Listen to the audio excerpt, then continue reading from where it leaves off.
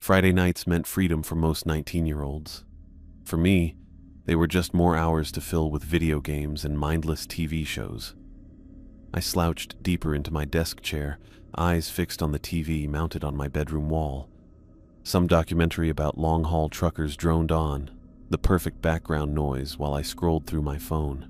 Nobody had texted. Nobody ever did. My parents' suburban house was quiet except for the faint sound of their voices upstairs. Mom's sharp tone carried through the ceiling, though I couldn't make out her words, probably complaining about me again, about how I was wasting my life, about how I was still living at home at 19 with no job, no college applications, and no ambition. She wasn't wrong. I turned up the volume on the truckers' complaints about highway diners. Another Friday night wasting away. The TV screen suddenly flickered, the truckers disappearing as the screen went blue. A harsh tone blared 3 times in quick succession, jolting me upright. Emergency alert system. This is not a test. I blinked, suddenly paying attention. Probably another flash flood warning. An unidentified emergency has been reported in your area, the flat voice continued. All residents are advised to stay inside, lock all doors and windows, and avoid looking at the moon. Remain indoors until further notice. I sat up straighter. Avoid looking at the moon. What kind of emergency warning was that? The alert ended, and the truckers reappeared mid-sentence as if nothing had happened. I reached for my phone to check if anyone online was talking about the weird message. My phone buzzed in my hand before I could open any apps. The same alert appeared on my screen, word for word. Stay inside. Lock doors and windows. Don't look at the moon. What the hell? I muttered. I was about to dismiss it as some strange glitch when the TV flickered again. I heard the same harsh tones and saw the same blue screen. Emergency alert system. This message contains updated information. The same flat voice, but something about it seemed more urgent. Risk of serious injury or death has been elevated. Residents must remain indoors with all entrances secured. Do not attempt to observe the moon through any means. Await further instructions. My heart rate picked up. 2 alerts, minutes apart, both warning about the moon. I reached for my laptop and opened a browser. The emergency alert banner stretched across the top of my homepage too. The consistency across different platforms made my skin crawl. This wasn't a prank, at least not a simple one. I glanced toward my window, the curtains drawn but not completely closed. A thin sliver of night was visible in the gap. My hand drifted toward the fabric, fingers itching to pull it aside. What exactly was I not supposed to see out there? Something stopped me. A sense of dread filled my stomach and made my hand freeze mid-air. I backed away from the window instead, letting my arm fall to my side. I needed to talk to someone, to confirm I wasn't losing my mind. I grabbed my phone and dialed Mike. No connection, not even a ring, just silence, then an automated message about all circuits being busy. The house felt different suddenly and quieter than usual. My parents would be asleep by now, my father in bed by 10, my mother shortly after. They wouldn't have seen the alerts. Should I wake them? Tell them about the warnings? A soft scraping sound came from somewhere outside, like something being dragged across pavement. I froze, listening intently. There it was again, a slow, deliberate scrape followed by silence. Then another scrape. Nope, I whispered to myself, not dealing with that. I moved through the house quickly, checking the front and back doors. They were both locked. I made my way around each ground floor window, confirming they were secured, careful not to let my eyes drift upward toward the night sky as I passed each one. Another scrape outside sounded closer this time, right near the living room window. I hurried back to my bedroom and shut the door, turning the lock with a click that felt far too inadequate. The TV still played, truckers complaining about long hours and bad roadside food. I grabbed the remote and turned up the volume, trying to drown out both the scraping sounds and my own racing thoughts. Eventually, exhaustion won over anxiety. I fell into a restless sleep, still fully clothed on top of my bed covers. In my dreams, pale moonlight crept through the smallest cracks in my walls. Strange shadows moved across my ceiling, shadows that didn't match anything in my room and seemed to move with purpose. In my dreams, something scratched at my window, patient and persistent, waiting for me to look outside and see the moon. My mother's voice woke me from my restless sleep. "Alexander, wake up right now." I jolted awake, disoriented and groggy. Sunlight streamed through the gap in my curtains, the same gap I'd been afraid to look through last night. The memory of those strange emergency alerts felt distant now. Mom stood over my bed, her face twisted with rage. Her blonde hair was falling out of its ponytail, and she was breathing hard with anger. "What did you do to my car?" she demanded. I blinked, trying to clear my head. "What?" "Don't play dumb with me. My car windows are completely shattered. Every single one of them." I pushed myself up, rubbing my eyes. "I didn't do anything to your car." "Then who did? The vandalism fairy?" Her voice rose higher. "You were the only one out of the house last night." "No, I wasn't," I said, becoming more alert as confusion gave way to defensiveness. "I was home all night. I never left." She let out a sharp, humorless laugh. "Right. So some random person just decided to smash all my windows in the middle of the night? I don't know what happened to your car, but it wasn't me. I swear I was here all night." Lying as usual, completely useless. She paced at the foot of my bed. "Do you have any idea how much this is going to cost to fix? But why would you care? It's not like you contribute anything to this household." I felt my face growing hot. "I told you I didn't do it." "Then where were you last night?" "Mike's mom called looking for him, said he wasn't answering his phone. Were you two out vandalizing the neighborhood together?" "I was right here. I tried calling Mike, but the phones weren't working. There were these weird emergency alerts." "Emergency alerts?" She cut me off with another bitter laugh. "That's a new one. Very creative, Alex." Our voices had risen to shouts, bouncing off the walls of my bedroom. Heavy footsteps thundered down the hallway. Dad appeared in the doorway, his face flushed and eyes bloodshot. "What the hell is all this shouting about?" he demanded. Mom turned to him, gesturing wildly in my direction. "Your son destroyed my car windows." "I didn't do anything," I insisted. Dad looked back and forth between us, but instead of his usual tired mediation, something strange flashed across his face, something I'd rarely seen there. Pure, unfiltered anger. "Maybe you should be more worried about where you were last night," he said to Mom, his voice eerily calm even though his eyes were filled with fury. Mom froze.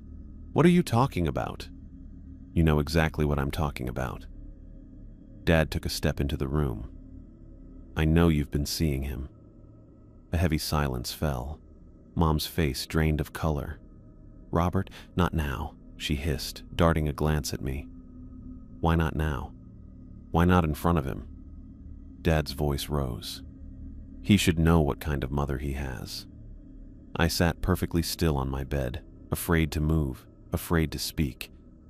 I'd never seen my father like this, the vein in his forehead pulsing, his hands clenched into tight fists. "I don't know what you think you know," Mom said carefully, "but you're wrong." "Am I? Am I wrong about Julian?" Dad spat the unfamiliar name.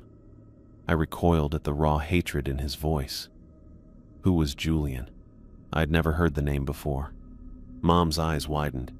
How long did you think I wouldn't find out? All these years, Margaret. All these years, I raised his son." My stomach dropped. What was he saying? Mom's face hardened. "You're not thinking clearly. Let's talk about this privately." She turned toward the door, but Dad moved with startling speed. His hand shot out, grabbing her arm roughly. "Don't walk away from me," he growled. "Let go of me, Robert." Mom tried to pull away, her voice shaking. I should have moved then. I should have done something. But I was too confused to move as I watched my parents' argument turn into something unrecognizable and dangerous. Mom wrenched her arm free and made for the door again.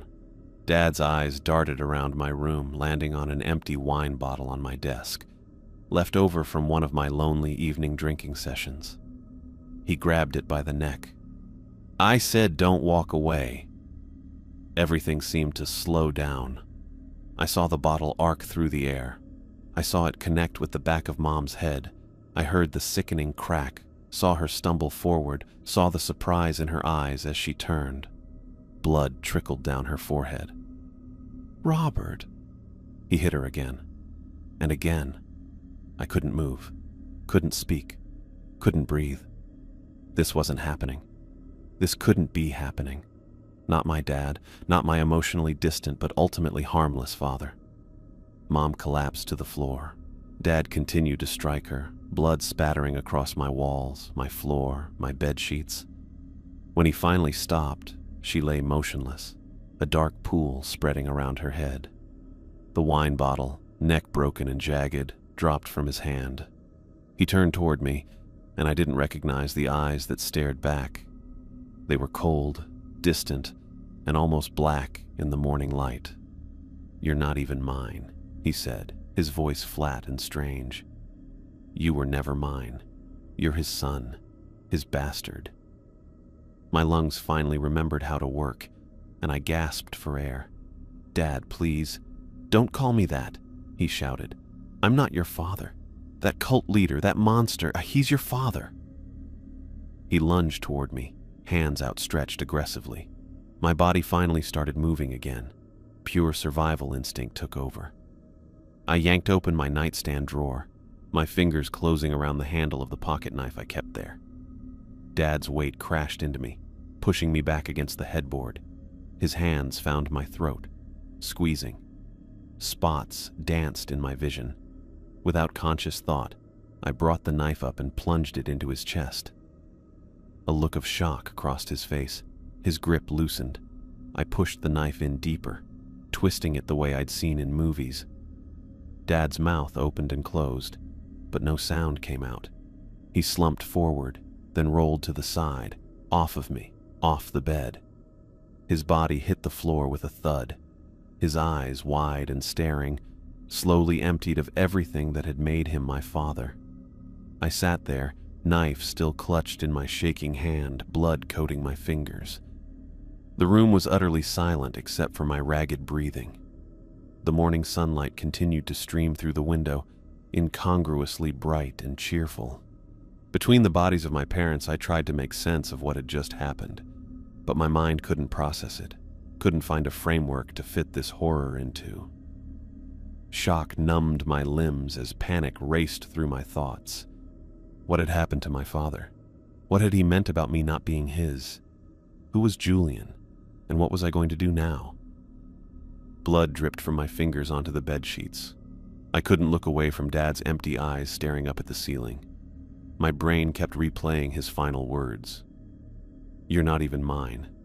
You were never mine. You're his son. His bastard." A strange calmness settled over me. The initial shock gave way to something colder, more calculated. I needed to think, fast. If I called the police and told them what really happened, would they believe me? A jobless 19-year-old with no witnesses? I looked down at the knife in my hand, then at Mom's body, then back to Dad.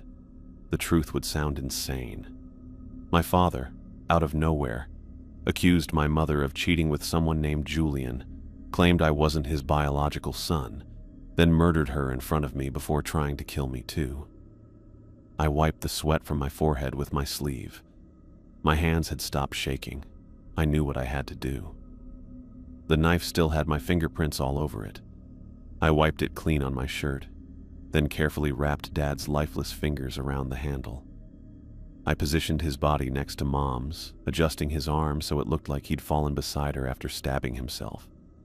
Murder-suicide. That's what they'd see. A husband discovering his wife's infidelity, losing control, killing her, then turning the weapon on himself in remorse. I stepped back to assess my work. The scene told the story I needed it to. My stomach lurched at how easily I'd manipulated the bodies of my parents, but I pushed the feeling down. Time for practicalities. I looked down at myself. Blood covered my t-shirt, my hands, probably my face too. I grabbed fresh clothes from my drawer and rushed to the bathroom. Under the hot shower, I watched red-tinged water circle the drain. I scrubbed my skin until it hurt, paying special attention to my fingernails and the creases in my hands where blood could hide. After drying off and changing, I returned to my bedroom with cleaning supplies. I wiped down every surface I remembered touching, careful not to disturb the bodies or the immediate crime scene. When I finished, I took a deep breath and picked up my phone. 3, 2, 1. 911, what's your emergency? I let my voice crack. Not difficult, considering the circumstances. I need help. My parents. I think my dad. Oh God. Sir, what's happened? Are you in danger? They're dead. I choked on the words. I woke up and heard shouting. When I came out of my room, there was so much blood. The dispatcher's voice remained calm. What's your address, sir? I gave her the information, answering her questions with just the right mix of shock and confusion. Yes, I was certain they were dead. No, I hadn't touched anything. Yes, I would wait outside for the police. After hanging up, I went to the living room to wait. My entire body felt numb, disconnected from reality. I sat on the couch, staring at the blank TV screen, wondering how my life had fallen apart so completely in less than an hour. The television suddenly flickered to life. I hadn't touched the remote. It sat untouched on the coffee table, yet the screen glowed blue. 3 harsh tones blared. Emergency alert system. This message contains critical information. My skin prickled. The same flat voice from last night. The situation in your area has escalated. All residents must remain indoors with doors and windows secured. Do not look at the moon under any circumstances. The other has entered the building. The message cut off. The screen returned to black. The other has entered the building. What did that mean? What building? My house. I glanced around the empty living room, suddenly aware of every creaking floorboard and moving shadow. The alert had been different this time, more specific, more immediate. Sirens wailed in the distance, growing louder. Red and blue lights flashed through the front windows. I stood up on shaky legs and went to the door. 2 police officers approached the house. One was middle-aged with salt and pepper hair and a weathered face. The other was younger, maybe early 30s, with an air of formality about him. Alexander Jenkins? The older one asked. I nodded. I'm Detective Reyes. This is Detective Henderson. You reported finding your parents? Yes. I swallowed hard. They're upstairs, in my bedroom. Detective Henderson pulled out a notepad. We need to ask you some questions, but first, are you injured? I looked down at myself, checking for any blood I might have missed. No, I'm fine. Let's talk out here until the crime scene unit arrives, Reyes said, gesturing toward the porch. We sat on the steps. More police cars and an ambulance pulled up. Officers cordoned off the yard with yellow tape. Can you tell us what happened? Henderson asked, pen poised over his notepad. I recounted the story I'd constructed. I'd been sleeping, heard shouting, and found my parents already dead when I entered my bedroom. And where were you last night? Reyes asked, his dark eyes intense. Home, in my room, playing games and watching TV. All night? Yes. Did you hear anything unusual? See anything strange? I hesitated, wondering if I should mention the emergency alerts. Just the usual, my parents arguing. What were they arguing about? Henderson asked. I shrugged. The same stuff they always fought about. Me being useless, money problems. Your mother's car windows were found shattered this morning, Reyes said. Know anything about that? My heart skipped. That's what they were fighting about when I woke up. My mom thought I did it. Did you? Henderson's pen stopped moving. No. I was home all night. Reyes leaned forward. Did your father accuse your mother of anything specific during their arguments? The question caught me off guard. I thought of Julian, whoever he was. Did the police already know something? Just the usual stuff, I lied. Her spending habits, her complaining about him working too much.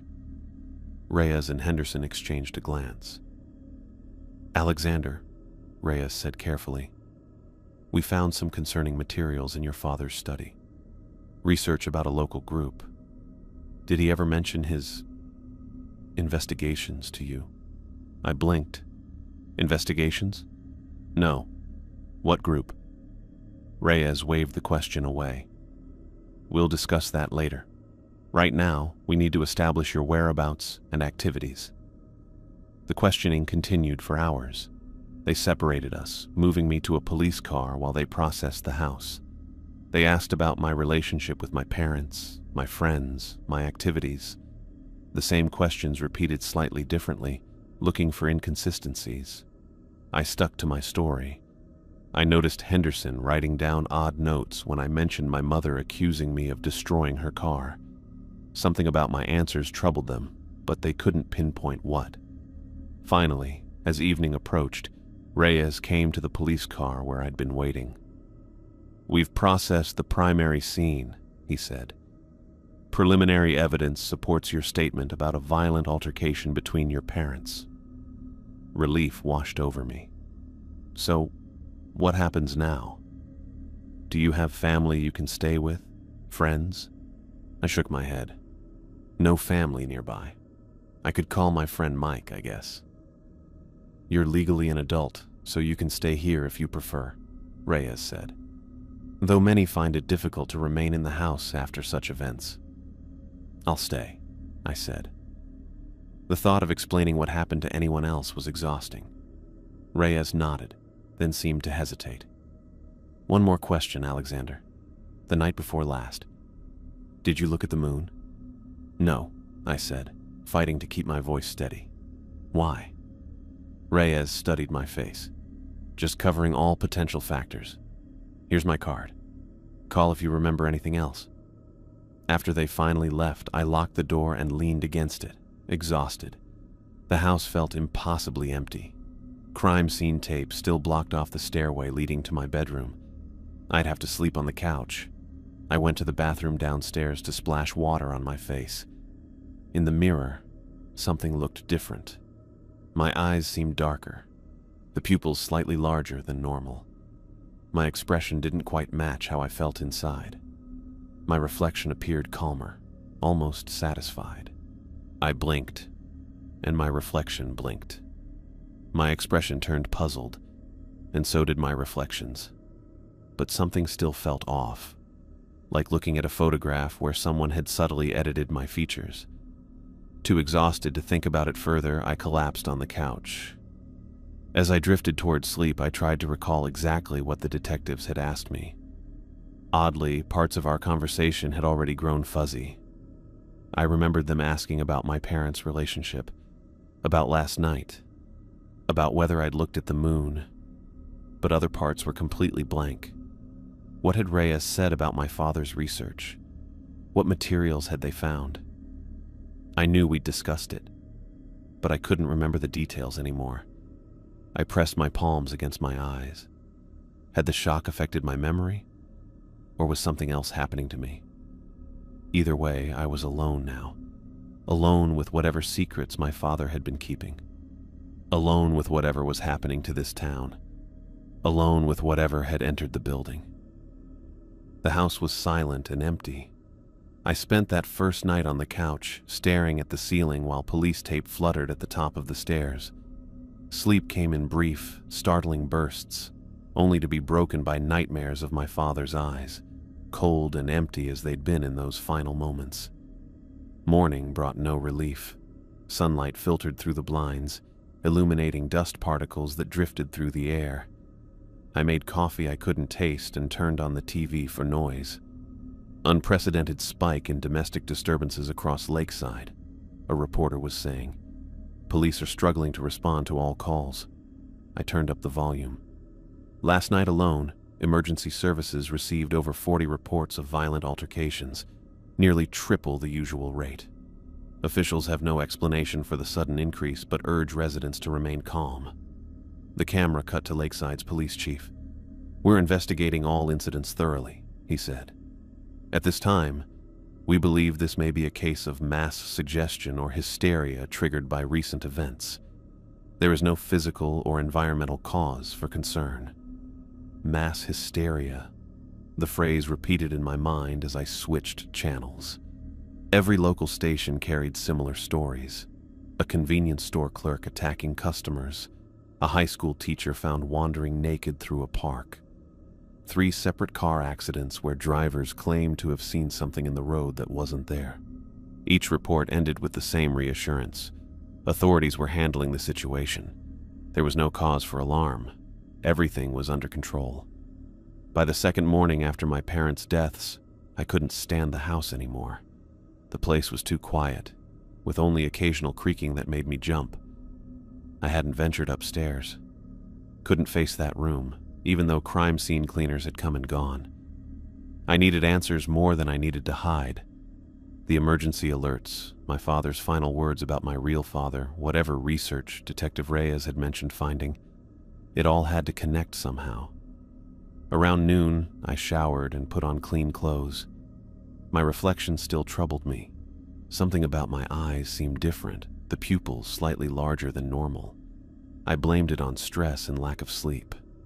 The library seemed like a logical place to start. If I could find information about the emergency alerts, maybe I could figure out what was happening to Lakeside. Outside, the world felt surreal. Neighbors watered lawns and collected mail as if nothing had changed. Did they know about my parents yet? A police car had been parked across the street for the past day, keeping watch on me or the house. I wasn't sure which. I walked the 10 blocks to Lakeside Public Library, paying careful attention to my surroundings. Something felt off about the town. People moved differently, some too quickly, others too slowly. Conversations stopped as I passed. More than once I caught strangers staring at me with vacant expressions.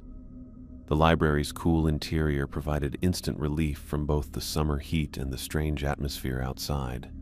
I headed for the computers, grateful that the middle-aged woman at the front desk barely glanced up from her book. The less human interaction, the better. For 2 hours I searched every combination of terms I could think of. Emergency alert system glitches, fake emergency broadcasts, moon warnings, mass hysteria in small towns. My searches yielded nothing about alerts matching what I'd seen. I was about to give up when someone spoke behind me. "Finding everything okay?" I flinched, spinning around to find a young woman standing there.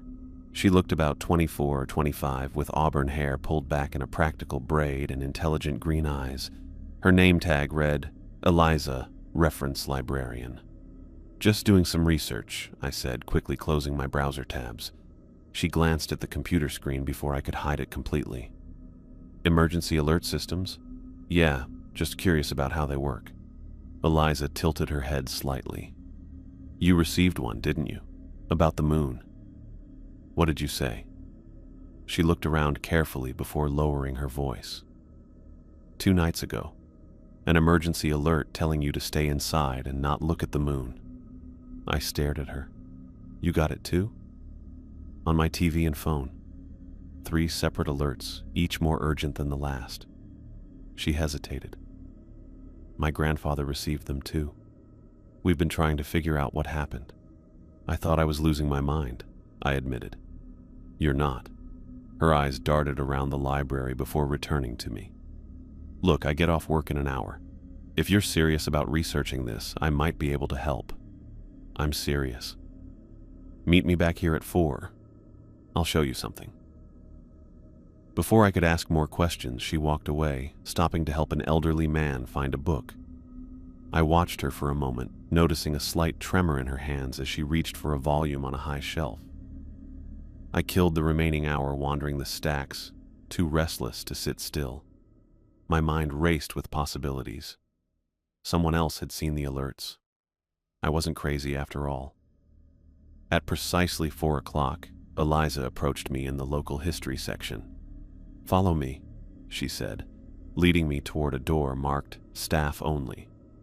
Inside was a small room filled with old newspapers and documents. A microfiche reader sat in one corner beside shelves of carefully labeled boxes. "The library's been digitizing our archives," she explained, "but not everything's online yet, especially the older local papers." She pulled a box from a shelf and set it on the table. After I got those alerts, I couldn't sleep.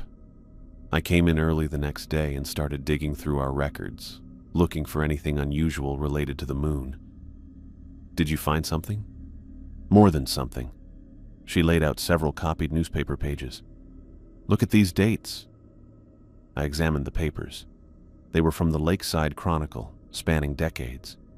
Each one described incidents of increased violence, erratic behavior, or unexplained events. October 1994, July 1967, April 1940, January 1913, Eliza pointed out. All exactly 27 years apart. What am I looking at? Patterns. Every 27 years, Lakeside experiences a surge of strange behavior. Domestic violence, assaults, people claiming to see things that aren't there. She pulled out another document. And look at this. It was a police report from 1994, heavily redacted but still legible in parts. The report mentioned mass delusions triggered by lunar cycle and potential cult activity in the quarry area. Cult activity?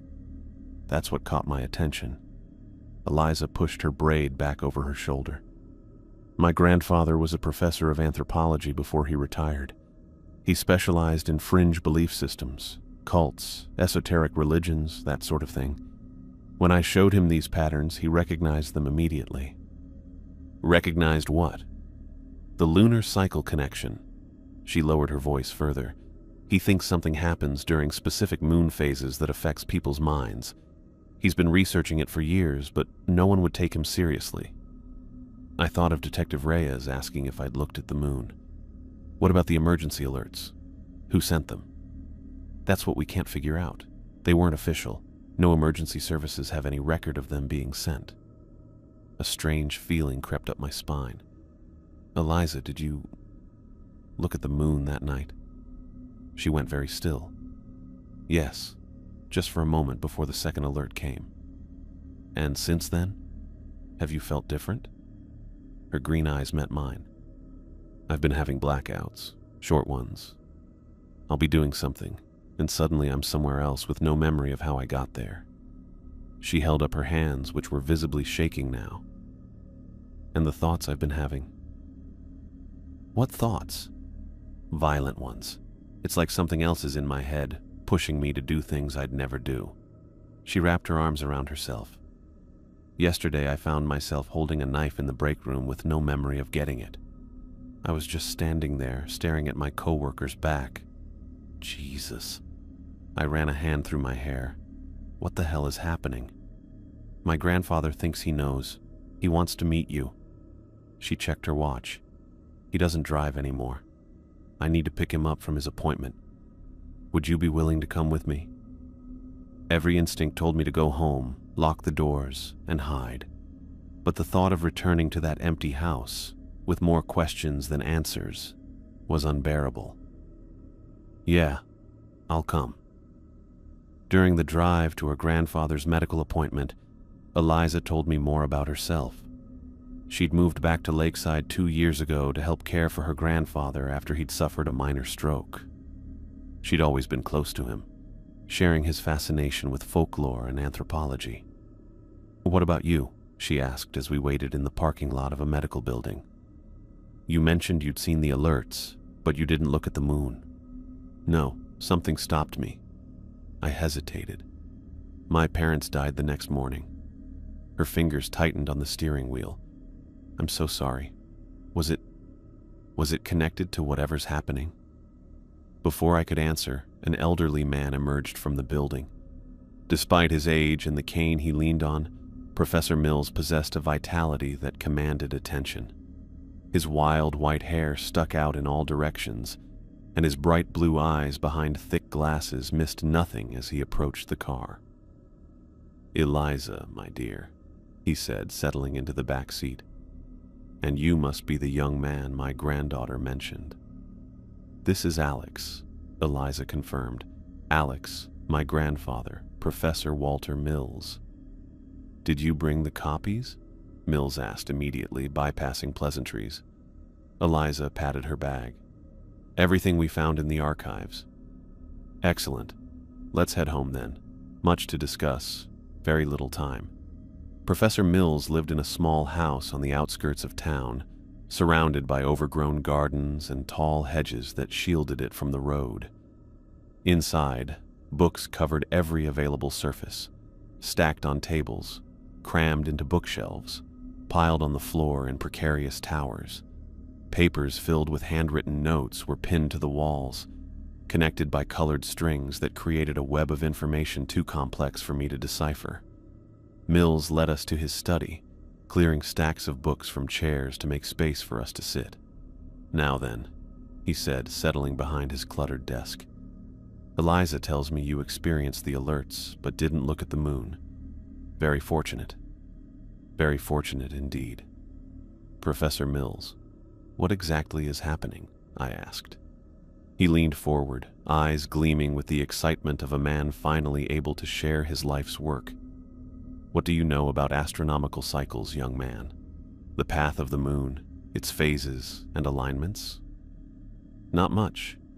Every 27 years, our moon enters a unique position relative to both the Earth and the Sun. This alignment creates what I call a conduit state, a period where the barrier between our world and elsewhere becomes permeable." I glanced at Eliza, who nodded encouragingly. "During this conduit state," Mills continued, "the moon becomes a doorway, a portal through which an entity I've termed the lunar other can exert influence on our world." "An entity?" I repeated. "You mean like an alien?" Mills shook his head. "Nothing so mundane. This is an ancient consciousness, neither material nor immaterial in the way we understand those terms. It exists outside our perception most of the time, but during these alignments it can reach through. It can touch minds, influence behavior, even, in extreme cases, take control of a suitable host." "By looking directly at the moon during alignment," Eliza added. "Precisely. The human mind is naturally susceptible to external influence. The lunar other exploits this weakness, using direct lunar exposure as its gateway. I thought of my father's strange behavior, his sudden rage, his black, empty eyes. If someone looked at the moon, how would you know they were influenced? Initial symptoms include memory lapses, uncharacteristic aggression, and visual disturbances. As the influence grows stronger, the host becomes increasingly violent, with periods of lost time expanding until the original personality is almost entirely suppressed." "That's what's happening to me," Eliza said quietly. "Isn't it?" Mills reached across the desk to take her hand. "I believe you were only briefly exposed, my dear. The influence is present, but not dominant, not yet. And the people who've been acting strange around town, the violence on the news, the alignment affects everyone to some degree. Those with certain psychological predispositions are more vulnerable, even without direct exposure. The influence ripples outward, weakening as it spreads. I thought of my mother accusing me of vandalizing her car, my father's unprovoked rage. My parents," I began. "The morning after the alignment, my father killed my mother, then himself." Mills's expression grew grave. "I'm truly sorry, Alex. From what you're describing, your father was likely fully possessed. His actions weren't his own. And my mother? Partially influenced, perhaps. The lunar other seeks violence, chaos. It feeds on pain and fear." I struggled to process his words. "But why did it send the alerts? Why warn people not to look at the moon if that's how it gets in?" Mills stood and crossed to a large map pinned to the wall. Red pins marked various locations around Lakeside. The alerts weren't from the entity. They were from someone who knows what's happening and tried to limit the damage. He tapped a pin marking the quarry area. 27 years ago, a small cult operated here. They worshipped the lunar other, sought to facilitate its entry into our world through ritual sacrifice. Sacrifice? My mouth went dry. Human sacrifice, yes. Their leader died during the alignment of 1994, when something went wrong with their ritual, but not before they'd managed to strengthen the entity's foothold in our world. So who sent the alerts? Someone who survived. Someone who knows what's coming. The alignment lasts approximately 6 days from initial contact. We're only on day 3. The implications hit me like a physical blow. You're saying it's going to get worse? Much worse, I'm afraid. And there's something else you should know.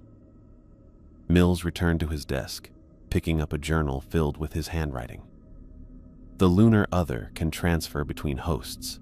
If its primary host is killed violently, it can move into another nearby victim. It prefers those with whom it already has some connection. Family members, for instance. What are you saying? If your father was indeed possessed, and you were present when he died violently. I remembered the knife plunging into my father's chest, his blood on my hands. The entity may have attempted to transfer to you, Mills finished. But I feel normal, I protested. Mostly normal anyway. The transfer isn't always immediate or complete. Sometimes it takes days to establish full control. Mills studied my face. Have you experienced any memory lapses? Changes in your reflection? Violent thoughts? I thought of my altered reflection in the mirror, the gaps in my memory of the police interview. Maybe. I'm not sure.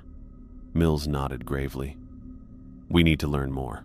The cultists from 1994 found a way to contain or banish the entity, at least temporarily. If we can discover their methods... A crash from the kitchen interrupted him. We all turned toward the sound. I'll check, Eliza said, rising from her chair. Be careful, her grandfather warned. She disappeared into the hallway. I heard her footsteps, then silence. Eliza? Mills called. Everything all right? No response. Mills glanced at me, concern etched across his face. Perhaps you should... Eliza reappeared in the doorway, holding a large kitchen knife. Her posture had changed.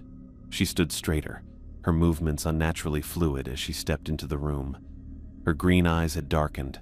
The pupils expanded until almost no iris was visible. Eliza, Mills said softly. Put down the knife.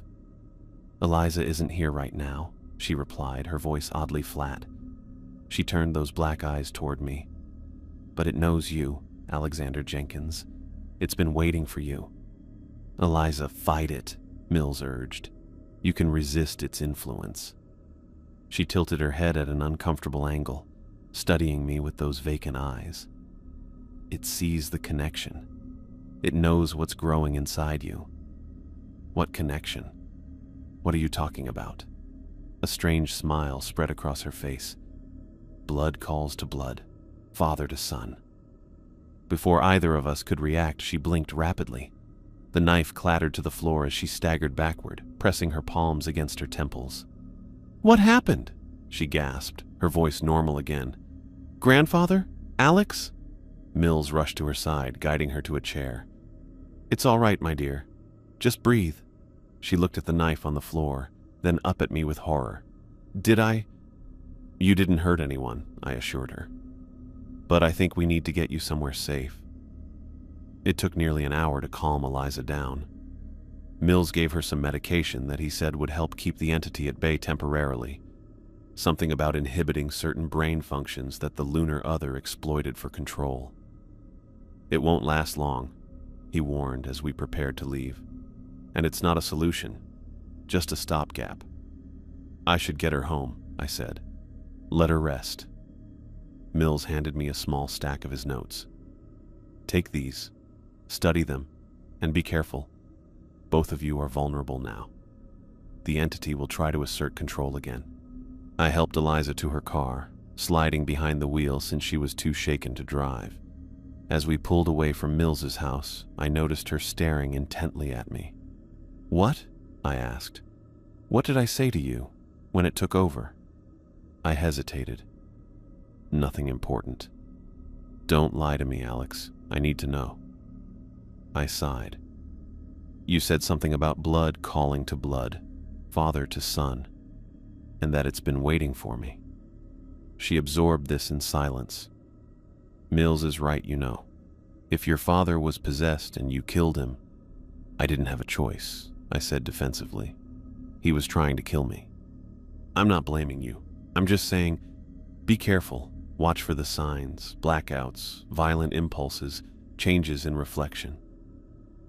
We drove the rest of the way in silence. When we reached her apartment, I walked her to the door. "Will you be okay?" I asked. "The medication will help for tonight. Beyond that." She shrugged. "Call me tomorrow? We should stick together through this." "I will." On the drive home, my mind raced with everything I'd learned. The lunar other, the 27-year cycle, the cult that worshipped the entity. My father possessed, killing my mother before I killed him in turn. When I reached my house, all I wanted was sleep.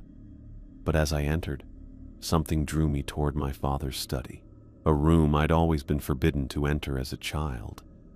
The door was unlocked. Inside, everything was meticulously organized, from the books on the shelves to the papers on the desk. I started opening drawers, not sure what I was looking for until I found it. A false bottom in the lowest desk drawer. Beneath the hidden panel lay several leather-bound journals, each dated and labeled in my father's precise handwriting. The earliest was from 1994, around the time of the previous lunar alignment. I opened it, my heart racing as I read the first entry. October 17th, 1994. I've begun tracking the cult's activities. Julian Blackwood has gathered quite a following for his Church of Lunar Enlightenment. They meet at the abandoned quarry twice weekly. Margaret has been attending for 3 months now, though she thinks I don't know. I worry about her fascination with Blackwood. The man has a dangerous charisma. Julian Blackwood, the name my father had spat at my mother, the man he'd accused her of seeing. I flipped through more pages, scanning entries about cult practices, lunar cycles, and rituals. My father had been investigating them, tracking them, for years. The entry from October 30th, 1994 stopped me cold. The ritual failed. Blackwood is dead, along with 5 of his followers. Margaret was there but escaped the police roundup. She came home in shock, covered in blood, babbling about the moon opening and something coming through. She doesn't know I followed her. Doesn't know I saw everything. The child she carries is not mine. It's Blackwood's. But I will raise it as my own, keep it safe from what his father unleashed. The entity is contained for now, but it will return when the cycle completes. I need to prepare. The journal slipped from my fingers, hitting the floor with a dull thud. Julian Blackwood was my father, my biological father, the leader of a cult that worshipped the lunar other. And according to my father, Robert, the man who raised me, the entity would return when the cycle completed. 27 years later. Now. I paced the study, my head throbbing. How much of my life had been built on lies? I picked up another journal, then another, scanning entries about lunar cycles, ritual preparations, protection methods. Robert had been obsessed, documenting everything with methodical precision. My eyes burned from reading. Outside, the sky had darkened completely. I needed sleep, just a few hours to clear my head before diving back into Robert's research. I shut the study door behind me and collapsed on the couch, not wanting to go near my bedroom. Sleep came instantly, pulling me into darkness. The sound of static woke me. My eyes opened to strange surroundings. I was sitting upright, hands gripping a steering wheel. Dawn light filtered through a windshield. I blinked, disoriented, I was in a car, Robert's old Buick. The radio hissed with static between words. Brutal murder of retired Professor Walter Mills, found in his home early this morning by... My stomach dropped. I turned up the volume with a shaking hand. Police are calling one of the most gruesome crime scenes in Lakeside history. Mills, 76, was a former anthropology professor and local historian. Authorities are asking anyone with information to come forward. No suspects have been named, though Detective Marcus Henderson stated that they are pursuing several leads. I looked down and froze. My hands were covered in dried blood. It flaked from my skin when I flexed my fingers. My shirt bore dark stains across the front. "No," I whispered. "No, no, no." I had no memory of leaving the house, no memory of driving anywhere, no memory of... I couldn't even think it. I was parked on an unknown street, residential with modest homes. How had I gotten here? The last thing I remembered was falling asleep on the couch. Professor Mills was dead, murdered, and I was sitting in a car I didn't remember entering, covered in blood. My phone buzzed in my pocket. A text from Eliza. Help. Just that single word, but it sent ice through my veins. I started the car with trembling hands and pulled away from the curb, checking the GPS on my phone to find Eliza's address. She'd mentioned her apartment was near the library. I found it easily, a small complex of brick buildings about 15 minutes from where I'd inexplicably awakened. I parked haphazardly, barely remembering to turn off the engine before rushing inside. The building had no security door. I checked the directory, E. Campbell 3B, and took the stairs 2 at a time. Her door was ajar when I reached it. Bad sign. I pushed it open slowly. Eliza? The apartment was silent. Morning light filtered through thin curtains, illuminating a small, tidy living space. Books lined the walls, stacked on every available surface. I found her in the bathroom, sitting on the edge of the tub. She didn't look up when I entered. Her face was expressionless, eyes fixed on nothing. Dried blood stained her hands and clothes. "Eliza," I said, kneeling in front of her.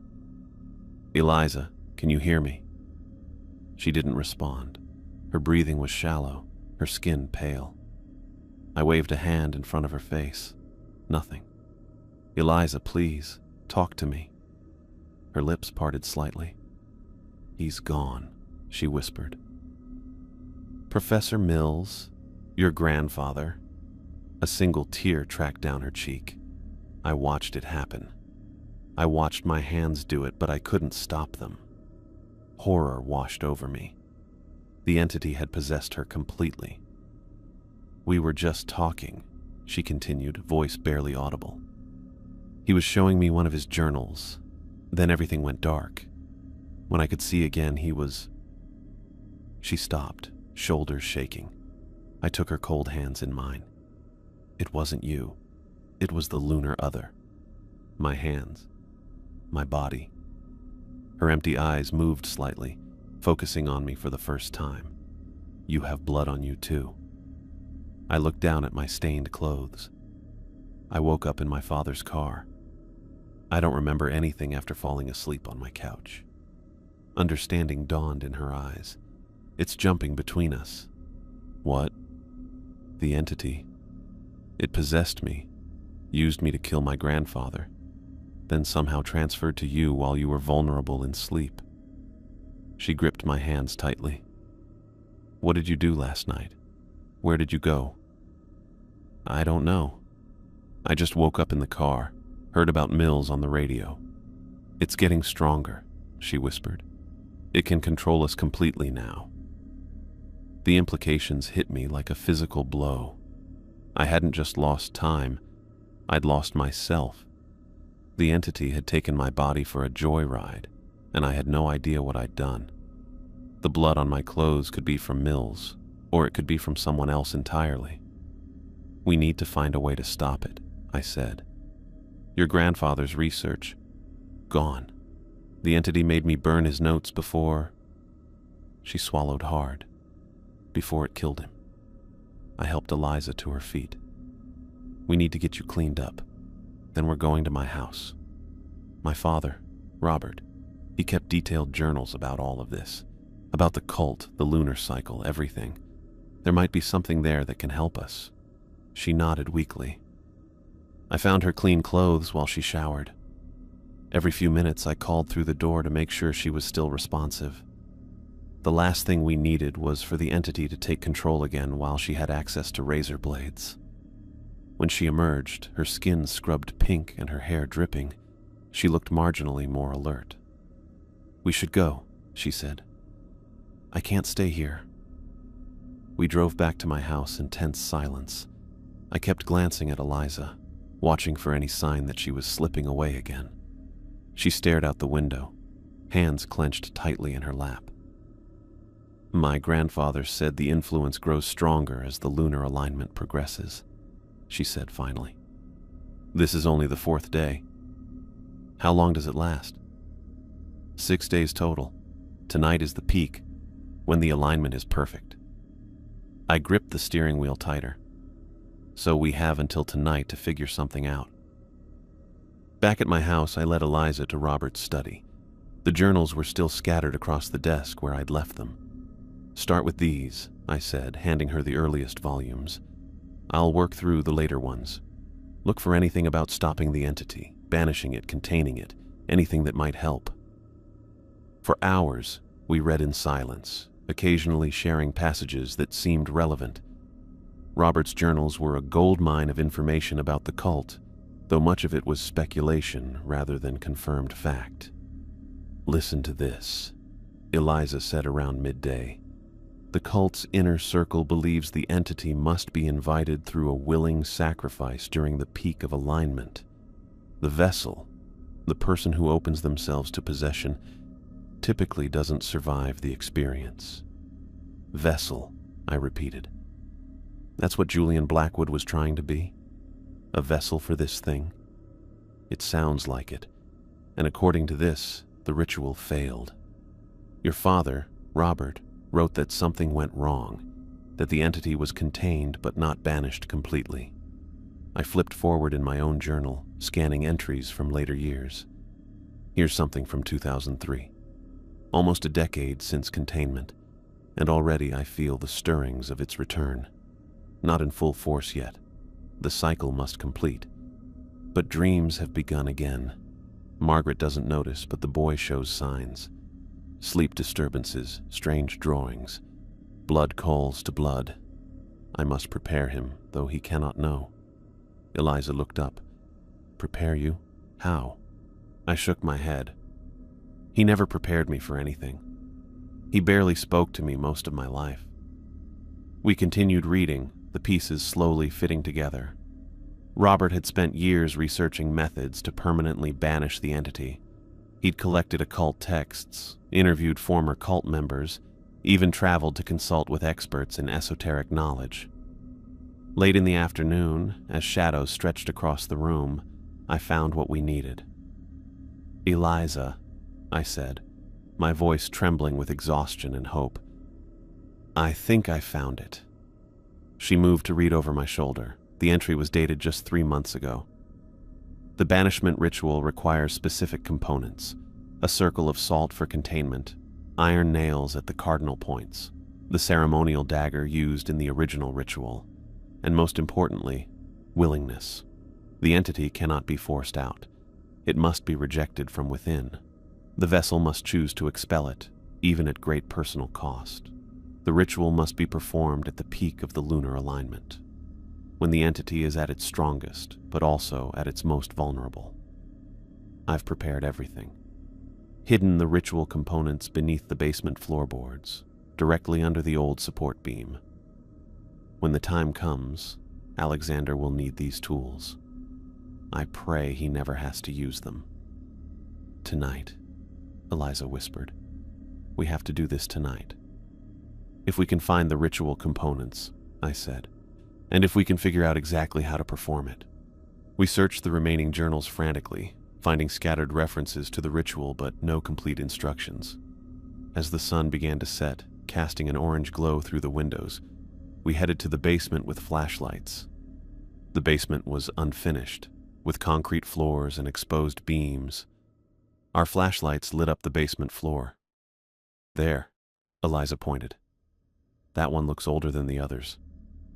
I knelt beside the massive wooden beam and examined the floorboards around it. One section looked slightly different. The boards cut at an odd angle, the nails newer than those surrounding them. "Help me with this," I said, pulling a screwdriver from my pocket. Together, we pried up the floorboards, revealing a small metal box nestled in the dirt beneath. I lifted it out carefully, brushing away decades of dust. The box was locked, but the key hung from a string around its handle. Inside, we found exactly what Robert had described: a large container of salt, 4 iron railroad spikes, and a ceremonial dagger with strange symbols carved into its bone handle. Beneath these items lay a folded piece of paper covered in Robert's precise handwriting, the ritual instructions. "We need to set this up," I said, scanning the paper quickly. A circle of salt large enough for 2 people to stand in, iron spikes at each cardinal direction. The dagger used to draw blood from the vessel. "The vessel," Eliza interrupted. "That's you, isn't it? Or me, whoever the entity is controlling." I nodded grimly. "Both of us, maybe. It's been jumping between us." We worked quickly, clearing a space in the center of the basement floor. I poured salt in a perfect circle while Eliza positioned the iron spikes. According to the instructions, once the ritual began, nothing could break the circle or the entity would escape containment. As darkness fell completely outside, we finished our preparations. The basement was illuminated only by the flashlights we'd set on the floor. "The ritual needs to be performed exactly at midnight," I said, checking my watch. "We have about 2 hours." "What do we do until then?" Eliza asked, her voice small in the cavernous space. "We make sure neither of us gets possessed again," I replied. "We stay awake, we stay alert, and we—" A sound from upstairs cut me off.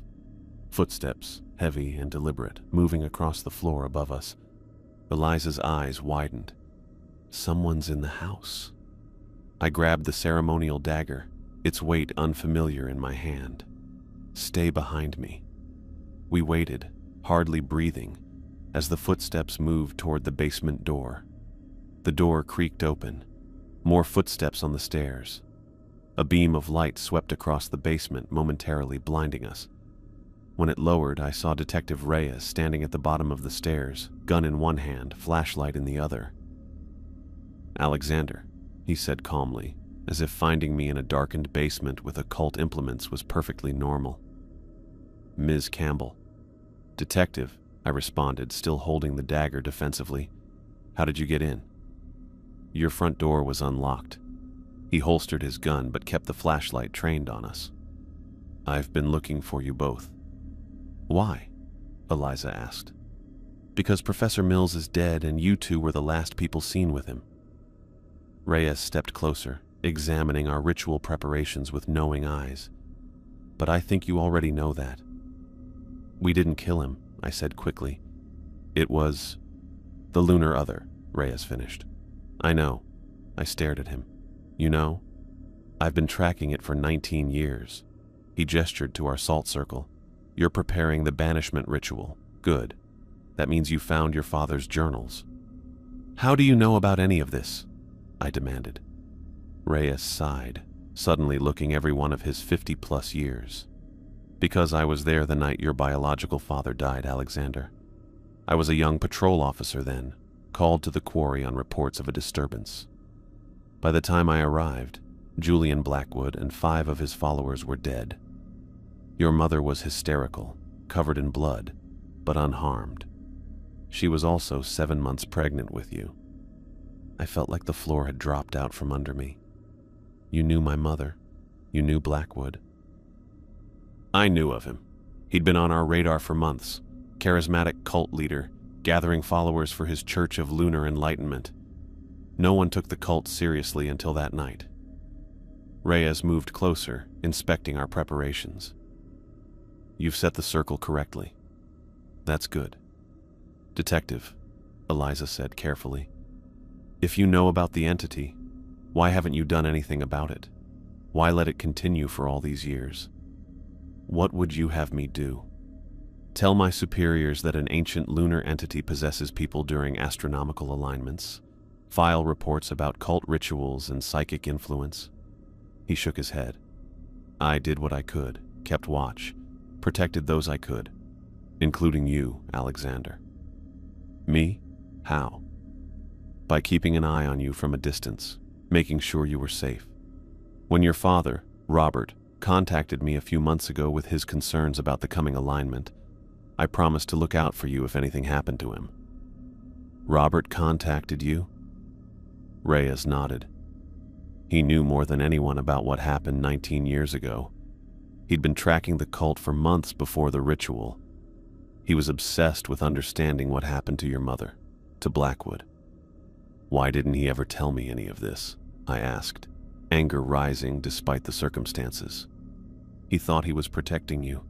The less you knew, the safer you would be. Reyes gestured to the ritual components. Until now. Until you needed to know. So what happens now? Eliza asked. Now we perform the ritual, Reyes said. At midnight, when the alignment peaks, we force the entity back through its portal and seal it away for another cycle. You know how to do this? I asked. I've studied it for years, never had to perform it. The last alignment wasn't as strong, the entity's influence more diffuse. But this time, he trailed off, looking between us. This time it's found vessels, strong ones with direct connections to its previous manifestation. Me, I said, because of my biological father. And Ms. Campbell, because of her exposure to the moon that first night and her family's history of sensitivity to such influences. Eliza looked confused.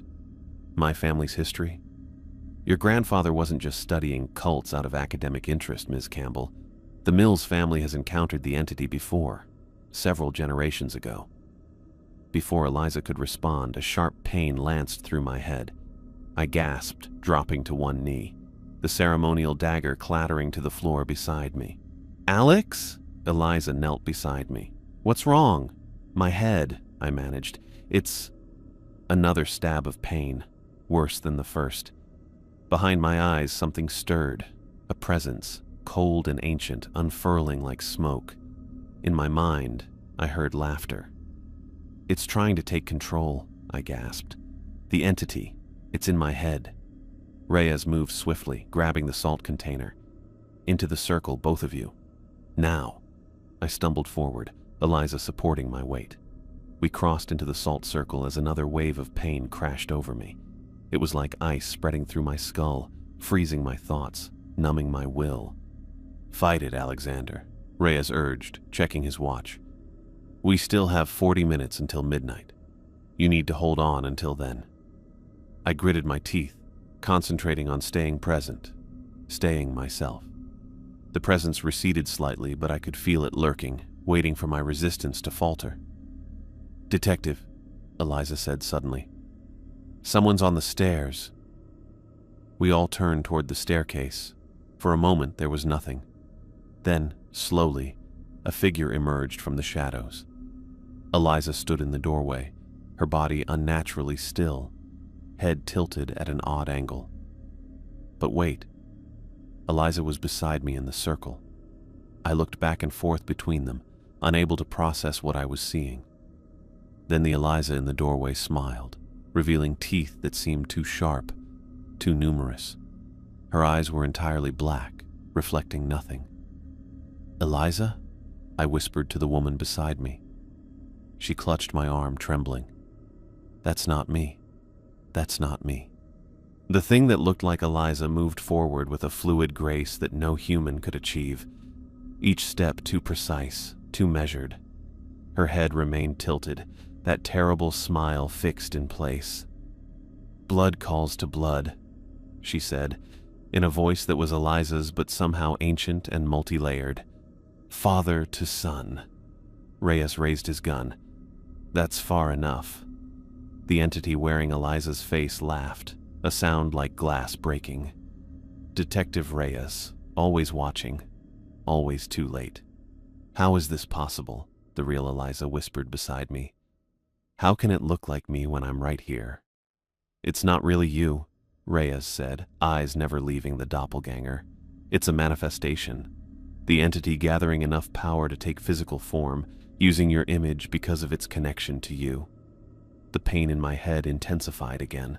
I doubled over, fighting to remain conscious as the presence pushed harder against the boundaries of my mind. Alexander Jenkins, the entity said, taking another step forward. Son of Julian Blackwood. The doorway that was opened cannot be closed. The vessel that was prepared cannot be emptied. Stay back, Reyes warned, cocking his gun. The circle will hold you. The entity's smile widened further than any human mouth should stretch. Will it? Are you certain, Detective? The alignment is nearly perfect. The barriers grow thin. As if to demonstrate, she reached a hand toward the salt circle. The air seemed to ripple where her fingers approached the boundary. Alexander, she continued, you've carried me since birth, before birth. When your father failed in his devotion, your mother ensured my survival. In you, patient, waiting, growing. Don't listen to it, Reyes snapped. It's trying to weaken your resolve.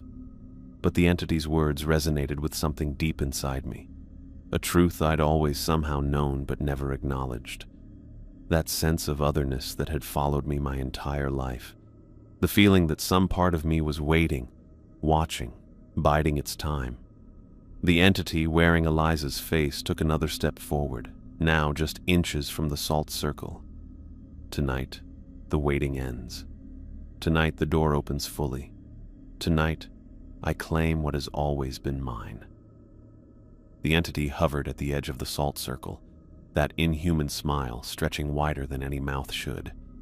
My head throbbed with each pulse of its influence. You've always been mine, it said, its voice sounding as if speaking from the bottom of a well. From the moment of your conception, your father's blood, your mother's womb, a perfect vessel, prepared and waiting. Don't listen, Reyes warned, gun still trained on the thing that looked like Eliza. It's trying to weaken your resolve. The real Eliza gripped my arm, her fingers digging into my skin. Alex, we need to start the ritual now. I fumbled for Robert's journal, trying to focus on the pages through waves of pain. The entity's presence pounded against my mind, seeking entry and demanding control. You can't banish what is already part of you, the entity said, placing one hand against the invisible barrier of the salt circle. The air rippled. I've lived in your blood for 19 years, patient and waiting. Shut up, I growled, finding the ritual page. My vision blurred, then sharpened. Reyes, what time is it? He checked his watch. 11:57, 3 minutes to midnight. I took the ceremonial dagger Eliza handed me, its bone handle cold against my palm. The entity's laughter filled the basement as I began reading the Latin words Robert had transcribed. Blood calls to blood, it said in that terrible, multi-layered voice. The Son will complete what the Father began. With each word of the incantation, the pain in my head intensified. The wooden floor beneath us began to vibrate. Dust sifted down from the ceiling beams. Keep going, Reyes urged. The entity slammed its hand against the barrier. This time, the air did more than ripple. It cracked. The thing wearing Eliza's face stepped forward, pushing against the weakening boundary. The alignment peaks, it hissed. The door opens wide. The house shook violently. Above us, glass shattered. Impossibly, moonlight streamed down the basement stairs, flooding the concrete floor with silver radiance even though all the windows were boarded up. The entity's presence in my mind surged forward, and I staggered under its assault. The journal slipped from my fingers. Alex! Eliza grabbed my shoulders. Fight it! You have to finish the ritual! I couldn't speak and couldn't think. The entity clawed at my consciousness, tearing through memories and shredding my sense of self. Through the haze, I saw the doppelganger breach the salt circle, its appearance changing and twisting as it moved. No longer just Eliza, it changed between her face and others, my father's, my mother's, and faces I didn't recognize. Reyes fired his gun once and then twice. The bullets passed through the entity's body. It laughed and lunged at him, hands elongating into claws. I gasped for air, fighting to stay present. The journal lay open at my feet. I forced my eyes to focus on the words, struggling to continue the incantation. "Finish it, Alexander!" Reyes shouted as he grappled with the entity. They crashed against the basement wall, knocking tools from shelves. I read the next line of Latin, each syllable painful in my throat. The moonlight intensified, so bright it hurt to look at. The entity screamed, a sound that rattled the foundations of the house. Reyes hit the floor hard, blood spreading across his shirt from deep gashes in his chest. The entity turned toward us, its body twisting between human and something utterly alien. "Alexander," it said, my mother's voice now layered with countless others. "Join with me willingly. Complete the merging your father was too weak to endure." Pain drove me to my knees. I tried to read the next line but couldn't form the words. My vision tunneled. "The incantation alone isn't enough," Reyes gasped, dragging himself toward us. Blood trailed behind him on the concrete. "It needs sacrifice, willing sacrifice. That's what killed Blackwood. He offered himself but wasn't willing to die. Sacrifice." The word penetrated the fog in my mind. "What do I do?" I managed. Reyes reached the edge of our broken salt circle. Blood freely given, not taken. The entity screamed again, lunging toward us. Eliza stepped between us, reciting the incantation from memory. The moonlight coalesced around her, momentarily halting the entity's advance. Reyes pulled a handful of salt from his pocket. With trembling fingers, he repaired the broken circle, sealing us in once more. "Finish it," he whispered before collapsing. The journal page blurred before me. With sudden clarity, I understood what Robert had discovered, what Julian Blackwood had tried and failed to do. The entity couldn't be forced out. It had to be rejected from within, by choice and at cost. I raised the ceremonial dagger, its symbols glowing silver in the moonlight.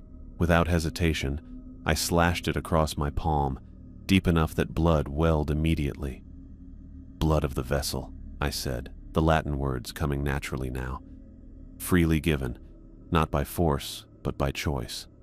I pressed my bleeding hand to the floor at the center of the circle. Blood seeped into the concrete as I continued the incantation. The entity howled, a sound of rage and fear. It abandoned its attack on Eliza and turned its full attention to me. Its appearance changed rapidly now, settling finally on Julian Blackwood's face. "You are mine," it snarled, looking eerily like the face I saw in the mirror each day. "You've always been mine." "No," I said, voice stronger now. "I reject you." The moonlight intensified to an impossible brilliance. I felt the entity's grip on my mind loosening, retreating from the corners of my consciousness it had occupied for so long. I hadn't even realized it was there until I felt it leaving. Eliza continued the incantation, her voice joining mine.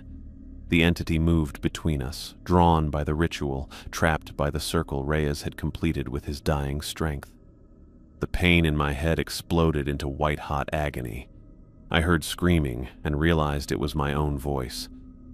Beside me, Eliza's body went rigid, her back arching unnaturally as silvery light poured from her eyes and mouth. The same light erupted from my own body. My cells seemed to rip open as the entity was forcibly extracted. I saw snippets of memories that weren't mine, ritual circles in the woods, moonlight on water, blood dripping onto stone, and my mother's terrified face as something invaded her womb. The entity coalesced between us, a writhing mass of shadow and light with no fixed shape. It fought against the pull of the ritual, clawing at the air, reaching for us with limbs that appeared and dissolved. blood of the vessel rejects the other, I gasped, completing the final line of the incantation. Return beyond the threshold until the cycle renews. The moonlight concentrated into a beam so intense it seemed solid. It struck the entity, which shrieked with the voice of 1,000 tortured souls. The basement walls trembled, and dust and debris rained down. In one final, violent moment, the light exploded outward. The concussive force threw me back against the basement wall.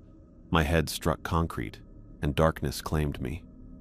I drifted in nothingness, with no pain, no fear, just quiet emptiness. When consciousness returned, it came slowly.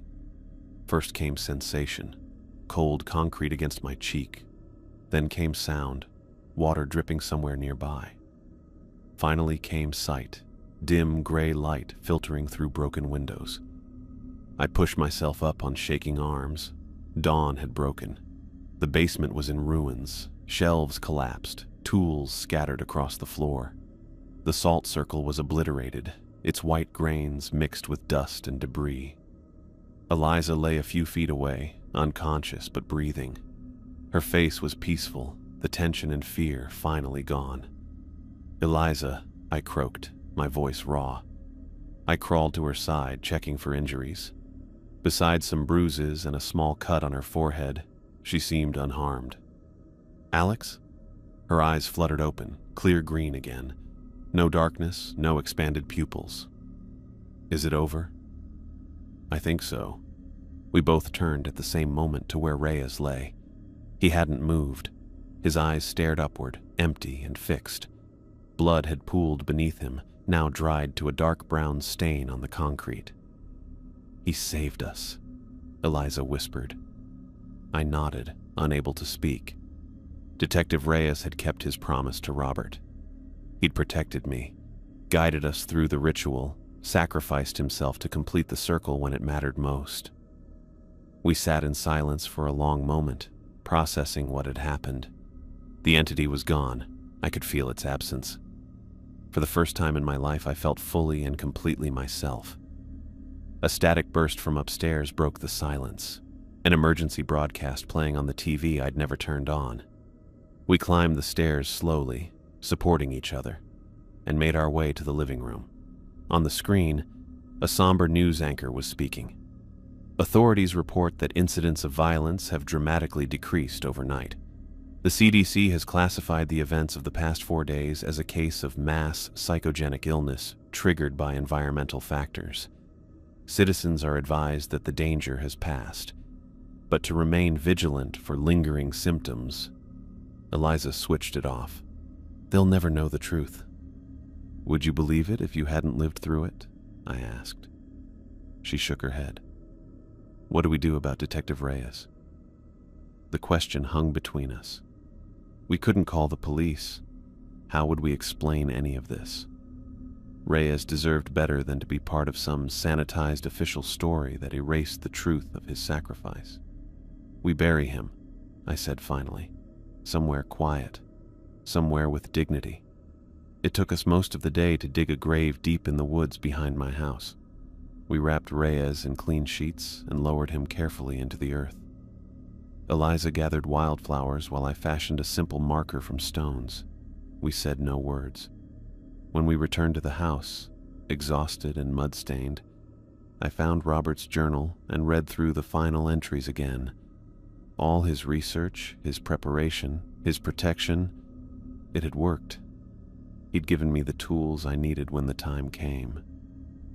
"Your father knew this would happen," Eliza said, reading over my shoulder. "Not my father," I corrected automatically, then paused. "No, you're right. Robert was my father, not Julian Blackwood.